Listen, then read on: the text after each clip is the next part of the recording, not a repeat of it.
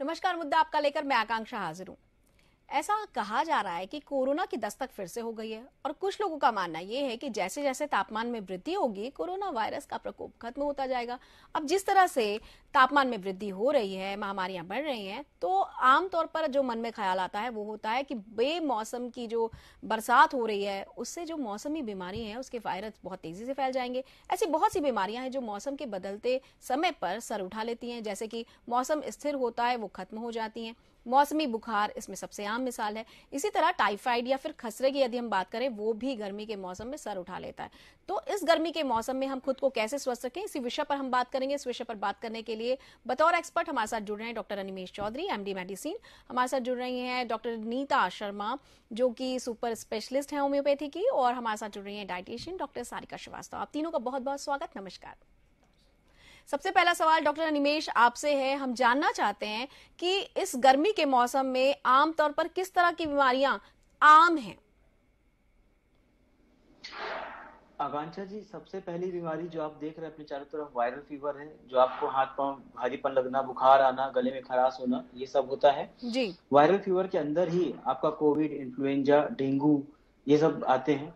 दूसरी बीमारियां होती है जो मच्छरों से ज्यादा होती है, जिसमें फिर डेंगू आता है, मलेरिया काफी बढ़ जाता है। और इसके अलावा दूसरी मच्छरों या मक्खियों से वाली बीमारियां, जिसमें से आप देखेंगे कि टाइफाइड और हैजा भी हो जाते हैं। जी। तीसरी बीमारियां होती हैं क्योंकि गर्मी बढ़ती है तो पानी का जो नल रहते हैं, पाइप रहते हैं, वो फटते हैं और नाली का पानी स्तर कम होने के कारण जो गंदा पानी लोगों को आने लग जाता है, तो फूड पॉइजनिंग बहुत कॉमन होती है इस समय। पेट में हल्का फुल्का दर्द से लेकर बहुत सीवियर लूज मोशन तक और डिहाइड्रेशन तक। साथ में पीलिया, खासकर हेपेटाइटिस ए और हेपेटाइटिस ई, जिसको हम सामान्य भाषा में पीलिया बोलते हैं, वो भी गर्मियों में बहुत कॉमन रहता है। जी। तो इन सभी बीमारियों में और इसके अलावा जो सामान्य बीमारियां होती है जैसे कि लू लगना, हीट स्ट्रोक होना, ये सब भी गर्मियों में होता है।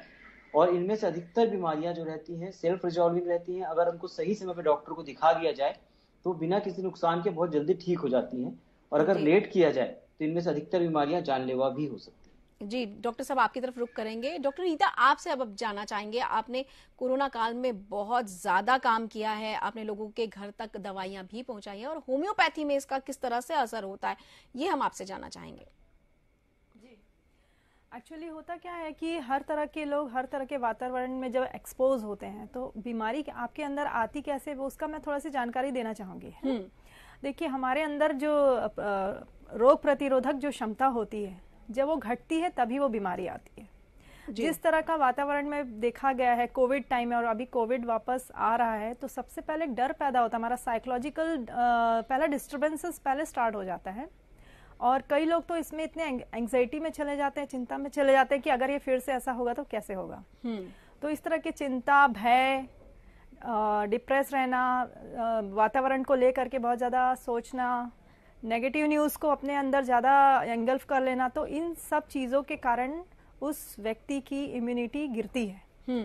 मैं फिर से वही कहूँगी कि इमोशनल हेल्थ, मेंटल हेल्थ जब तक आपकी बहुत स्ट्रांग है, विल पावर, तब तक ये कोई बीमारी एंटर नहीं कर सकती, चाहे वो कोई भी बैक्टीरिया हो, वायरस हो, चाहे वो अंदर की कोई बीमारी हो।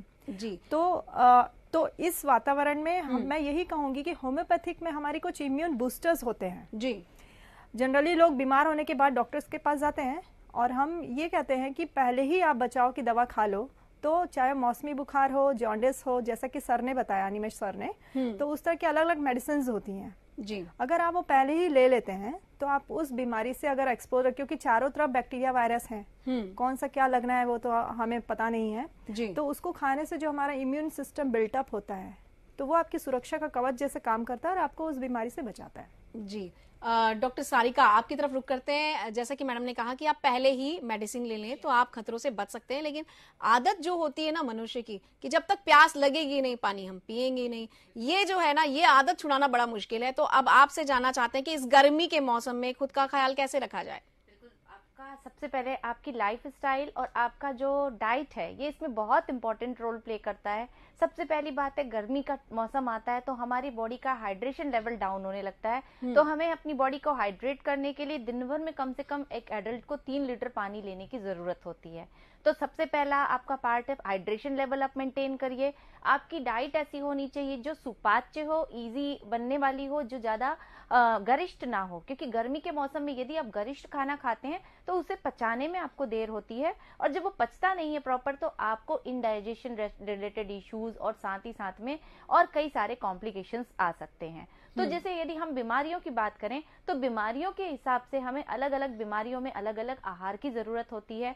आपका गर्मियों का जो भोजन होना चाहिए, आपको कम से कम हरी सब्जियों को अपनी डाइट में इंक्लूड करना है, जो कि आपके लिए विटामिन एंड मिनरल्स का सोर्स होंगी। आपको इस मौसम में इफरात फल मिलते हैं, जैसे वाटरमेलन है जो कि आपके हाइड्रेशन लेवल को मेंटेन करता है, और तरबूज, इसके अलावा जैसे खरबूज है, आप ये खा सकते हैं। जितने सीजनल फ्रूट्स हैं, एप्पल है, ग्रेप्स है, और ये सब चीजों को हमें अपनी डाइट में सम्मिलित करना चाहिए। कम से कम 2 सर्विंग जो है हमें फ्रूट्स लेने चाहिए। हमारी डाइट इजी हो और साथ ही साथ में हम अपना हाइड्रेशन लेवल अच्छा रखें। दही को हमें अपनी डाइट में जरूर सम्मिलित इस समय करना है, क्योंकि एक ऐसा प्रोबायोटिक होता है जो कि हमारे बाहर के इन्फेक्शन से हमें बचाने का काम करता है। रात का खाना आप हल्का रखिए, हो सके तो दूध यदि आप लेते हैं तो बिल्कुल आप अपनी डाइट में दूध भी सम्मिलित करिए, और आपको नारियल का पानी, दही, मठा और जैसे ये सारी चीजों को आपकी डाइट में रेगुलर रखना ही रखना। जी डॉक्टर सारिका, आपके पास फिर से आऊंगी और पूछूंगी कि दूध कितनी देर पहले लेना है सोने के, ठीक है? तब तक हम डॉक्टर अनिमेश की तरफ रुक करते हैं। और अनिमेश जी, आपसे ये जानना चाहते हैं, क्योंकि आपने बहुत अच्छे से डिस्क्राइब किया कि इस गर्मी के सीजन में हमें किस तरह की बीमारी का सामना करना पड़ता है, और जिसमें एक महत्वपूर्ण विषय आपने उठाया कि इस समय पानी जो है कभी गंदा हम पी लेते हैं तो उससे भी बहुत सारी बीमारियां होती हैं। बहुत बार ऐसा होता है कि हम सुबह का रखा शाम को खा लेते हैं जो कि खराब हो चुका होता है, जिससे फूड पॉइजनिंग होती है। तो ये फूड पॉइजनिंग से कैसे बचा जाए और इसके लिए आप क्या सलाह देते हैं? आकांक्षा जी, समय के साथ चीजें परिवर्तित हो रही हैं। हम लोग कई बार उस चीज को समझ नहीं पाते हैं जी। तो अगर सुबह का रखा हम शाम को खा रहे हैं तो हो सकता है कई लोग मेरी इस बात को माने नहीं।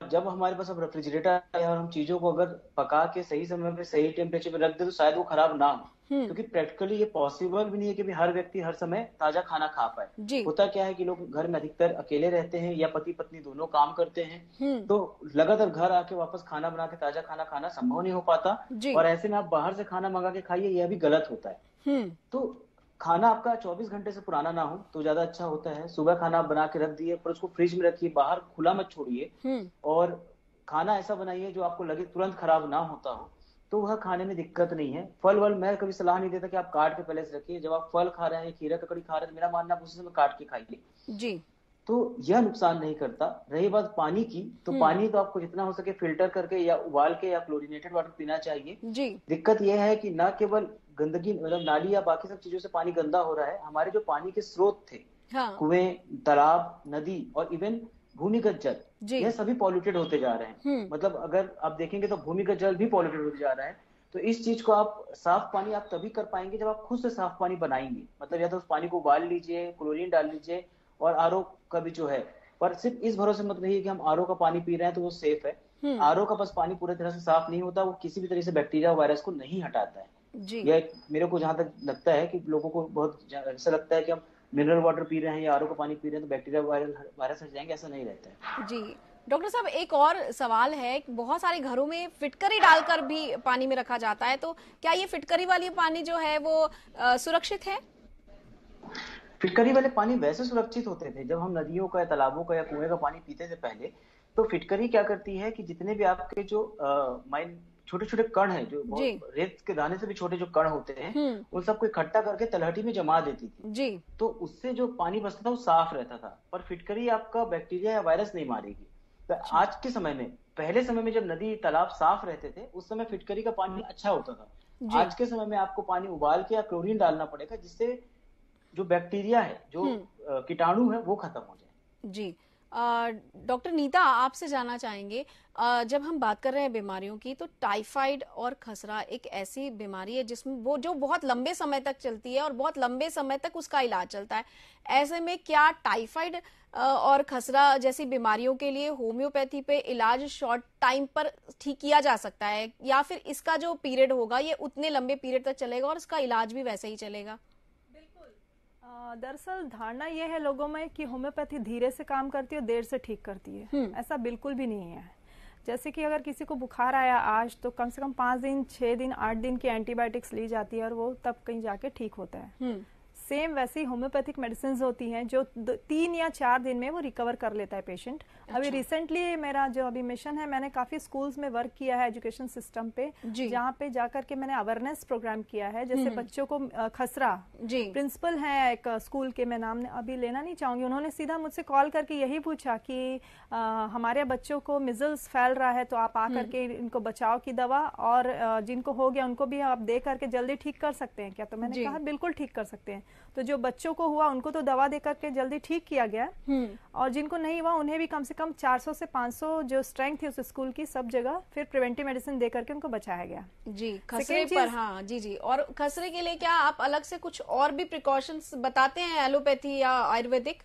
नहीं, अलग से नहीं, जो होम्योपैथिक मेडिसिन होती हैं वो उसी से ही वो ठीक हो जाते हैं। और टाइफाइड का मैं बताना चाहूंगी जी, टाइफाइड भी कभी कभार क्या होता है, रिलैप्स होता है, फिर से आता है, बार बार होता है, मरीज काफी दिनों तक वीकनेस, बुखार बार बार आना, जबकि पूरा कोर्सेज वो एलोपैथिक भी लेते हैं साथ में जी। तो वो ऐसा नहीं कि होम्योपैथी नहीं ले सकते, साथ में होम्योपैथी भी अगर वो चालू करते हैं तो बहुत जल्दी रिकवरी उसकी होती है जी। और अगर प्योर होम्योपैथी में जाएंगे तो ऐसा नहीं कि वो देर से काम करेगी जी। और जो बार बार जो होता है उसका पूरा फिर आगे जाके कोर्स होता है, उसका कुछ दिनों का कोर्स होता है ताकि वो जीवन में रिपीट ना हो। हमारे पास ऐसे केसेस भी हैं टाइफाइड के जो 3-3 साल, 4-4 साल, 5-5 साल भी टाइफाइड बार बार होते हैं कई मरीजों को जी। तो उसके लिए फिर क्रॉनिक केस के हिसाब से फिर हम वैसी दवा देते हैं उनको जी। कहीं ना कहीं इसमें मनुष्य की लापरवाही ही सामने आती है। जो टाइफाइड का पेशेंट है वो प्रिकॉशंस नहीं रखता, खानपान में अपना ध्यान नहीं रखता, फिर उससे बार बार टाइफाइड रिपीट होता है। डॉक्टर सारिका, आपसे जानना चाहते हैं कि फास्ट फूड के इस युग में जहाँ बच्चे को वही पसंद आता है, तब ऐसे समय में आप कह रहे हैं कि आप फल खिलाइए, कैसे पॉसिबल है? कैसे फल को स्वादिष्ट बनाया जाए? ये मम्मियों की बड़ी चिंता का विषय है। सबसे पहली बात है कि आपको तो अपने बच्चों को अपने घर पे ये अवेयरनेस लानी बहुत जरूरी है कि आप जो फास्ट फूड, जंक फूड जो है, ये सारी चीजें लगातार मीडिया में हम देखते हैं, सब जगह देखते हैं बच्चों को। ये अवेयरनेस के लिए हमें जरूरी है कि पेरेंट्स पहले अवेयर होंगे, तभी वो बच्चों को अवेयर कर पाएंगे। तो आप बच्चों को करिए, एकदम से आप किसी को बोलेंगे, यदि किसी बच्चे को भी बोलेंगे कि आप एकदम से ये खाना बंद कर दो, तो बच्चा कभी भी इस चीज को अवॉइड नहीं करेगा। तो आप क्या करिए, धीरे धीरे बच्चे को उसके गुण और अवगुण बताइए। हफ्ते में 1 दिन पहले देना शुरू करिए, धीरे धीरे करके वो 15 दिन में देना शुरू करिए, और धीरे धीरे करके वो बच्चे की हैबिट जाने लगेगी। और जितने भी हेल्दी, जितने भी हमारे फ्रूट्स हैं, वेजिटेबल्स हैं, इनको आप आकर्षक और अच्छे तरीके से बनाइए। कैसी हजारों रेसिपीज हमारे पास अवेलेबल रहती हैं कि जिनको आप उस तरीके से यूज कर सकते हैं। यदि बच्चा आपका डायरेक्ट फल नहीं खाना चाह रहा है तो आप उनको स्मूदी बना के दे सकते हैं, कस्टर्ड बनाकर दे सकते हैं, तो बच्चा जो है आसानी से वो फ्रूट्स ले पाएगा। जो आप उनके बारे में उनकी वैल्यूज बताइए। जब बच्चा यदि छोटा है तो आप उनको बताइए कि यदि आप फ्रूट खा रहे हैं तो इसके आपको क्या फायदे हो सकते हैं, आपकी स्किन ग्लोइंग होगी, आपके साथ ऐसा होगा, आपका एनर्जी लेवल बढ़ेगा। तो डेफिनेटली बच्चा उन चीजों को अडॉप्ट करना सीखेगा। और सबसे पहली शिक्षा हमारे बच्चों की घर से ही प्रारंभ होती है।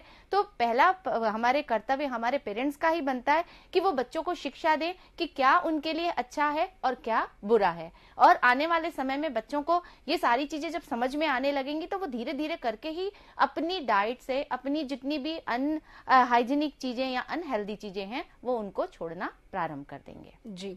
डॉक्टर अनिमेश, अब आपसे सवाल ये है कि जो लोग पहले से किसी बीमारी से ग्रसित हैं, उनके लिए गर्मी में क्या एहतियात हमें बरतनी चाहिए? किस तरह की बीमारी के लिए क्या प्रिकॉशंस हमें रखना है?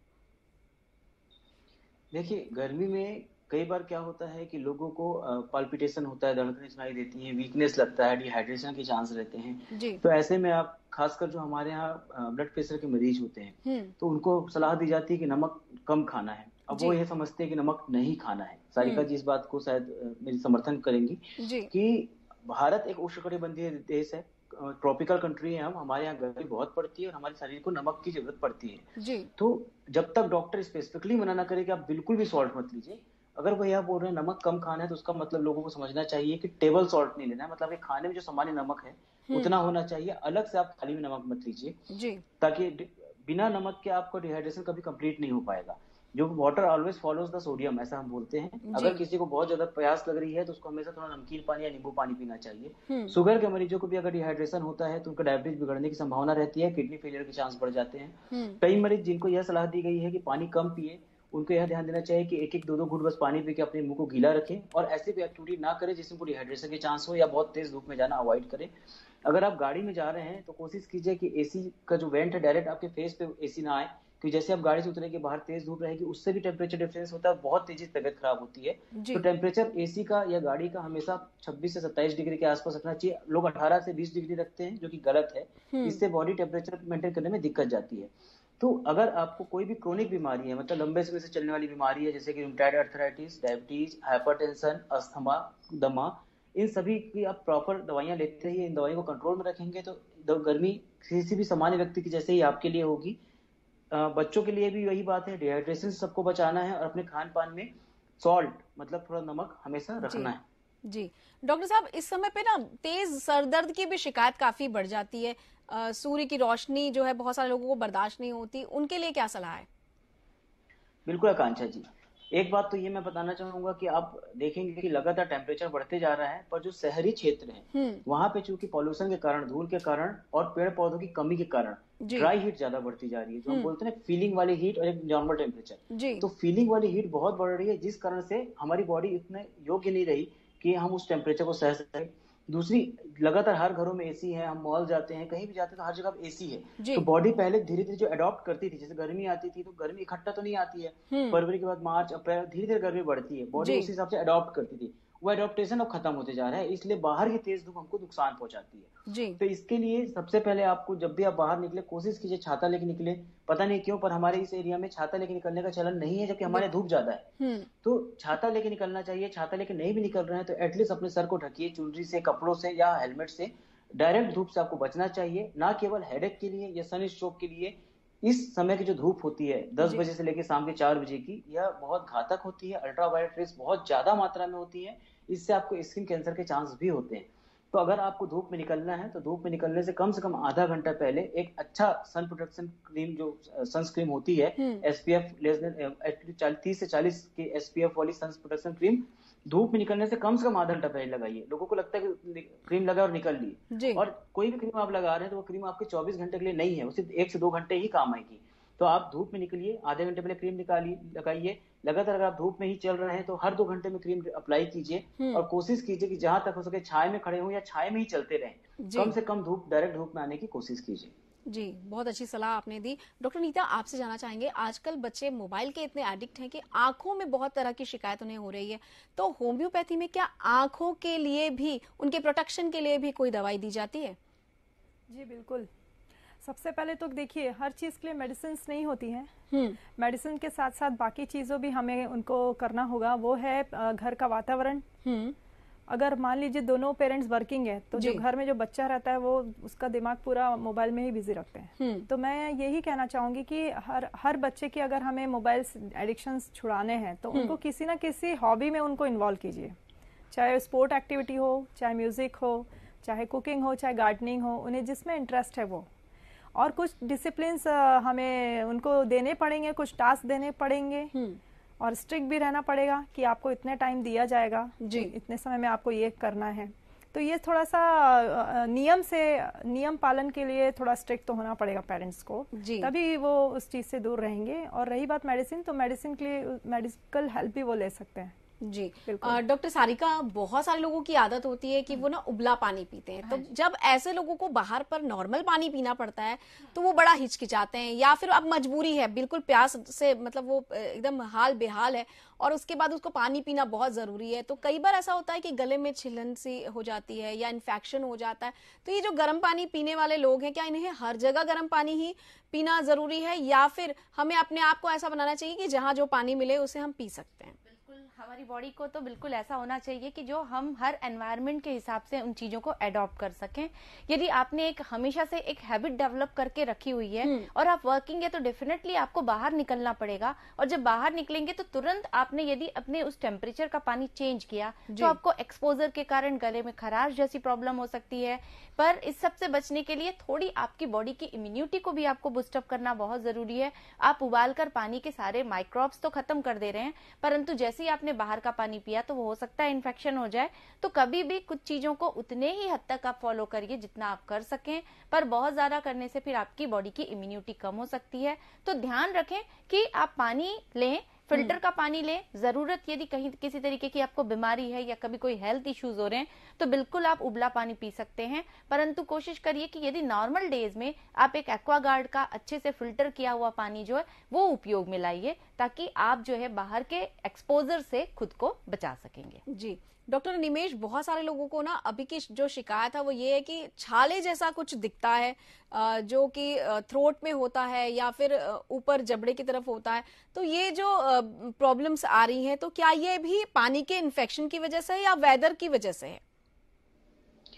देखिए, छाले होने के बहुत सारे कारण होते हैं, जिसमें से अगर आपको कोई छाला है जो लंबे समय से ठीक नहीं हो रहा, तो आपको तुरंत डॉक्टर को दिखाना चाहिए, क्योंकि वह कैंसर भी हो सकता है। पर वर्तमान में जो छाले होते हैं उसका 2 कारण प्रमुख होता है। एक तो होता है कि आपको खान पान प्रॉपर नहीं है, अपच हो रहा है, तो बॉडी का एक तरह से आप बोल सकते हैं कि आपको शो करने का तरीका होता है कि शरीर में सब कुछ ठीक नहीं चल रहा है। दूसरा एक प्रमुख कारण जो छाले का होता है वो होता है कि आपके दांत जो है वो सीधे नहीं है, हल्के से टेढ़े हैं, या चबाने के दौरान आपको दांतों में आपकी म्यूकोसा आ रही है, उस कारण से छाले हो सकते हैं। आपका खान पान सही नहीं है, बहुत मिर्च ले रहे हैं, बहुत गर्म खाना खा रहे हैं, बहुत गर्म कॉफी या गर्म चाय पी रहे हैं, तो भी बार बार आपको छाले हो सकते हैं। विटामिन B12 की कमी से भी आपको छाले हो सकते हैं। तो ये जो छाले होते हैं, अगर आपको बार बार हो रहे हैं तो अगेन आपको एक डेंटिस्ट को, ENT वालों को या फिजिशियंस को दिखाना चाहिए, और उसके बाद सामान्य दवाइयों से वो ठीक नहीं हो रहे हैं तो फिर उसका आगे का वर्कअप करवाना चाहिए। जी। गर्मी से जो छाले हैं, अगेन अभी जो वायरल फैला है, उस वायरल में गलों के अंदर खराश जैसा होता है, उसमें भी कुछ लोगों को मुंह में छाले हो रहे हैं। हम जब बहुत स्ट्रेस लेते हैं, बहुत तनाव लेते हैं, तो उसके कारण भी मुंह में छाले होते हैं। होता क्या है कि आपको लगातार फीवर आ रहा है 6 से 7 दिन से, आप डरे हुए हैं, क्योंकि अगेन कोविड फैल रहा है। बहुत सारे लोगों के मन में ऐसा है कि कोविड के बाद हार्ट अटैक की संभावना बढ़ गई है, बहुत सारे डर लोगों के मन में है। तो जैसे आप बीमार पड़ते हैं तो वह डर और बढ़ जाता है, स्ट्रेस लेवल बढ़ जाता है, एसिडिटी बढ़ जाती है, उससे भी छाले होते हैं। कई बार हम बोलते नहीं है कि दवाई गर्म कर गई, पर कई बार वो दवाई गर्म नहीं की होती, आपकी बीमारी के कारण आपको दिक्कत हुई होती है। जी। तो ऐसे में अगर आप सिर्फ गैस की दवाई लेंगे तो भी काफी आराम आ जाता है। पर अगेन मैं बोलूंगा कि छाले अगर हैं और 2-3 दिन में ठीक नहीं हो रहे हैं, दिक्कत करी, तो आप पहले एक बार डॉक्टर को दिखाइए कि वो किस तरीके के छाले हैं। कई कम्युनिकेबल जो डिजीज होती है, जैसे गठियावात डिजीज है, SLE है, उसमें भी छाले पहला लक्षण होता है कई बार। जी डॉक्टर अनमेश, आपसे ही दूसरा सवाल ये भी है कि बहुत सारे लोगों ने ना भाप लेना शुरू कर दिया है, क्योंकि उन्हें लगता है कि भाप सबसे अच्छा उपाय है, लेकिन ये भी सुनने में आया है कि जरूरत से ज्यादा भाप लेने से भी कुछ लोगों को छाले हुए। तो क्या इसमें कोई सच्चाई है? बिल्कुल सच्चाई है। अगर आप पिछले जब कोविड सेकंड वेव आई थी, तो लोगों ने कुकर के ऊपर पाइप लगा के ऐसे पूरा नल जैसी लाइन खोल दी थी और लोग उससे भाप लेते थे। मतलब जैसे प्रसाद बट रहा हो। लोगों को ये चीज समझ में नहीं आती है कि कुकर में जो पानी उबलता है वो 100 डिग्री सेल्सियस, मतलब जो पानी उबलता है वो 100 डिग्री सेल्सियस में उबलता है। तो वो जो भाप है वो बहुत हाई टेम्परेचर की भाप रहती है, वो आपके बॉडी के लिए अच्छी नहीं होती। आप जो भाप लेना चाहिए वो कायदे से 50-60 डिग्री टेम्परेचर की भाप इनफ रहती है, क्योंकि अगर आप बहुत हाई टेम्परेचर की भाप लेंगे तो आप अपनी ग्लूकोसा को डैमेज करेंगे, और वो कहीं ना कहीं आप डिहाइड्रेट भी कराएंगे अपने आप को, क्योंकि तेज भाप है, जब वो पानी बनता है तो आपका ग्लूकोसा और सूखता है, तो उससे डैमेज होता था, जिससे कहीं ना कहीं हम जो फंगस के मामले सब देखे थे, क्योंकि इससे पहले भी स्टेरॉइड, ऑक्सीजन सब कुछ पहले से इतना ही था। नया बस ये था कि लोग अत्यधिक मात्रा में भाप लेना चालू कर दिए थे, तो फंगस के जो मामले बढ़े थे, तो कहीं ना कहीं हमको ये भी लग रहा था कि लोग गलत तरीके से भाप ले रहे हैं। तो अगर आप भाप ले रहे हैं तो जो वेपराइजर आता है उससे भाप लीजिए। पानी को उबाल के या कुकर वाली भाप कभी नहीं लेना चाहिए, वो आपको सिर्फ और सिर्फ नुकसान करेगी। सामान्य भाप कभी कभी के लिए लिया जा सकता है। मेनली भाप जो होती है वो आपके चेहरे के लिए होती थी। सांस के लिए जो हम लेते हैं वो नेबुलाइजर होता है, कुछ दवाइयां डाल के हम लेते हैं भाप, वो फायदा करता है। और सामान्य पानी को भी आप वेपराइजर के थ्रू अगर लेते हैं तो ही फायदा करता है। मैं इस बात को बार बार दोहरा रहा हूँ कि कुकर या उबलते हुए पानी की भाप बिल्कुल मत लीजिए, वो नुकसान करेगा। और वैसे भी भाप सामान्यतः सर्दी में बहुत ज्यादा फायदा नहीं करती है। आप जल नीति कर सकते हैं और बाकी सब चीजें कर सकते हैं। भाप कुछ समय के लिए रिलीफ करती है, मुश्किल से 15 मिनट आधे घंटे, बहुत लंबे समय के लिए रिलीफ नहीं करेगी अगर आपको वायरल है तो। जी, तो और इसको बार बार लेना भी नहीं है, एक जो सामान्य तापमान आपने बताया है बस उतना ही लेना है। सर, छोटे बच्चों को भी देते हैं नेबुलाइजर, उसके लिए भी कोई टेम्परेचर प्रिस्क्राइब है? नेबुलाइजर और वेपराइजर दोनों अलग चीज होते हैं आकांक्षा जी। नेबुलाइजर में क्या होता है कि जो दवाइयां होती हैं उन दवाइयों को हम भाप बना के शरीर के अंदर पहुंचाते हैं, तो इससे कम मात्रा में दवाई बहुत अच्छे से एक्ट करती है और जहां पे उसको एक्शन करना है उतनी ही एक्शन करती है, तो इसके कॉम्प्लिकेशन या साइड इफेक्ट बहुत कम होते हैं किसी भी दवाई के। और वेपराइजर जो होता है वो सामान्य पानी को ही भाप बना के, जैसे मैंने आप चर्चा में बोला कि अभी रायपुर या जो बिलासपुर जैसी सिटीज है वहां दिक्कत ज्यादा क्यों होती है, क्योंकि यहाँ ड्राई हीट है। मतलब धूल बढ़ गई है, पेड़ पौधे हट गए हैं, तो पेड़ पौधे जो नमी छोड़ते थे वातावरण में वो उस गर्मी को काफी कम करते थे। पर ड्राई हीट क्या होता है कि आपकी पूरी जो अंदर की म्यूकोसा, हम जब सांस लेते हैं, जब सूखी हवा, सूखी गर्म हवा जब हम अंदर लेते हैं तो हमारी नाक की और मुंह के अंदर की जो गीलापन है उसको सुखा देता है, जिस कारण से सूखी खांसी और बढ़ती है। तो भाप एक तरह से वो गीलापन वापस लाने के लिए तरीका है, इसलिए कई बार कूलर कई बार ज्यादा फायदा करता है एसी से, कई मामलों में। तो भाप आपको नॉर्मल टेम्परेचर में लेना है, सिर्फ हवा का वातावरण, हवा में मॉइस्चराइज करने के लिए। आंखों के लिए जो आपने पूछा था, तो आंखों में भी इसलिए दिक्कतें बढ़ती हैं गर्मी के समय में, क्योंकि ड्राइनेस बहुत ज्यादा बढ़ जाता है। तो उसमें भी एक मॉइस्चराइजर आता है कि आप कुछ हल्का सा भाप है उसको फैन के थ्रू अपने कमरे में थोड़ा सा मॉइस्चराइजर रखें, नमी रखें, तो आपको आंखों की दिक्कत भी कम होगी। तो ओवरऑल आपको अपने मतलब सबसे सिंपल तरीका इसका जो ये है कि अपने आसपास आप पेड़ लगाइए। जी बिल्कुल, पौधे लगाकर हाँ खुद को सुरक्षित रखा जा सकता है, छोटी सी को समझ पाए। हाँ। जी बिल्कुल, बहुत बहुत धन्यवाद आप तीनों ही मेहमानों का हमारी इस चर्चा में शामिल होने के लिए। दोस्तों, हम आशा करते हैं कि जो भी जानकारी हमारे एक्सपर्ट्स ने आप तक पहुंचाई है, इसको आप अपने जीवन में आत्मसात करेंगे, स्वस्थ रहेंगे, सुरक्षित रहेंगे और अपने अपनों को भी सुरक्षित रहेंगे। किसी और विषय के साथ होगी आपसे मुलाकात, तब तक कीजिए थोड़ी सी प्रतीक्षा, थोड़ा सा इंतजार। नमस्कार।